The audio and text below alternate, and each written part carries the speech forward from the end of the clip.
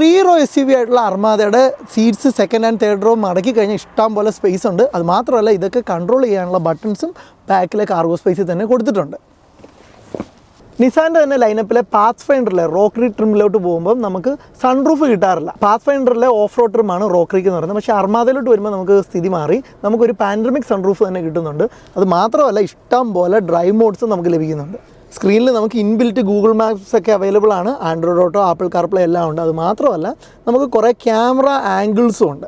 അതിൽ 360 വ്യൂ ഉണ്ട്. Off road ഒരു ക്യാമറയും കൂടി ഉണ്ട്. അപ്പോൾ നമ്മുടെ ടയറിൻ്റെ പ്ലേസ്മെൻറ്റ് വെച്ചിട്ട് നമുക്ക് കറക്റ്റായിട്ട് വണ്ടിയുടെ പൊസിഷൻ നമുക്ക് ജഡ്ജ് ചെയ്യാൻ പറ്റും. അത് മാത്രമല്ല അത് നമുക്ക് എക്സ്പാൻഡ് ചെയ്ത് കഴിഞ്ഞാൽ സ്ക്രീൻ ഫുൾ അത് വരികയും ചെയ്യും. ഇനി നമുക്ക് വണ്ടിയിൽ നിറച്ച് സാധനങ്ങളുമായിട്ട് പോകുമ്പോൾ നമുക്ക് റിയർ വ്യൂ മിററിലെ വിഷ്വൽ കറക്റ്റായിട്ട് കിട്ടിയില്ലെങ്കിൽ അത് പരിഹരിക്കാനായിട്ട് ഒരു ഡിജിറ്റൽ റിയർ വ്യൂ മിററും കൂടി കൊടുത്തിട്ടുണ്ട്. ഇനി സൈഡിലോട്ട് നോക്കിക്കഴിഞ്ഞാൽ ഒരു ക്യാമറ കാണാം. ഇത് അകത്തെയും പുറത്തെയും ഒരു ഡാഷ് ക്യാം ആയിട്ടാണ് ഇരിക്കുന്നത്. നമുക്ക് നമ്മുടെ വീഡിയോസ് അല്ലെങ്കിൽ ഫോട്ടോ എടുക്കാൻ, ഇതൊക്കെ റെക്കോർഡ് ചെയ്യാനും സെൽഫി എടുക്കാനും ഒക്കെ ഇതിൽ കൂടെ പറ്റും. ഇനി കുറച്ച് മേളിലോട്ട് പോകുമ്പം ഇവിടെയായിട്ടൊരു സെൻസർ കാണാം. ഇതെന്തിനാണ് യൂസ് ചെയ്യുന്നതെന്ന് വെച്ച് കഴിഞ്ഞാൽ പാസഞ്ചേഴ്സ് ആരെങ്കിലും വന്ന് കയറുമ്പോൾ അവർ നല്ല പുറത്തെ ചൂടത്തൊക്കെയാണ് വന്ന് കയറുന്നതെങ്കിൽ അവരുടെ ബോഡി ടെമ്പറേച്ചർ റീഡ് ചെയ്തിട്ട് AC ഓൺ ചെയ്യാനും അഡ്ജസ്റ്റ് ചെയ്യാനായിട്ടുള്ള ഒരു സെൻസറാണ് വന്നിരിക്കുന്നത്.